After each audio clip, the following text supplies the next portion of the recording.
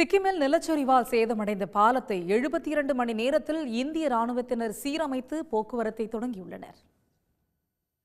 சிக்கிம் மாநிலத்தின் வடக்கு பகுதியில் கடந்த 11ஆம் தேதி முதல் பெய்து வரும் கனமழையால் ஆறுகளில் வெள்ளப்பெருக்கு மற்றும் நிலச்சரிவு ஏற்பட்டு பல்வேறு பகுதிகளில் சாலை போக்குவரத்து துண்டிக்கப்பட்டது.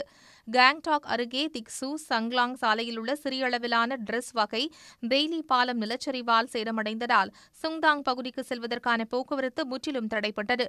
கனமழை பெருவெள்ளத்தால் பெரிதும் பாதிக்கப்பட்ட மங்கன் மாவட்டத்திற்கான மீட்பு மற்றும் நிவாரணப் பணிகளுக்கும் இந்த பாலத்தின் வழியாகவே செல்ல வேண்டியுள்ளதால் துரிதமாக சீரமைக்க இந்திய ராணுவத்தின் உதவி கோரப்பட்டது. இதையடுத்து கடந்த 23ஆம் தேதி பாலத்தை சீரமைக்கும் பணியை தொடங்கிய இந்திய ராணுவத்தின் திரிசக்தி கார்ப்ஸின் பொறியாளர்கள் மோசமான வானிலையிலும் 72 மணி நேரத்தில் 70 அடி நீள பாலத்தை வெற்றிகரமாக சீரமைத்துள்ளனர்.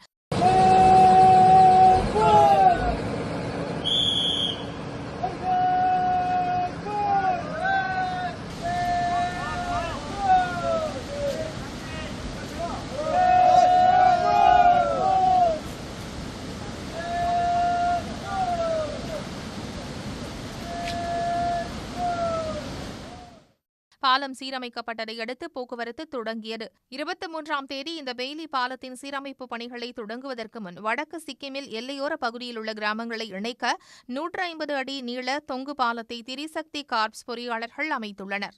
உடனுக்குடன் செய்திகளை தெரிந்து கொள்ள சன் நியூஸ் பெல் ஐகானை கிளிக் பண்ணுங்க.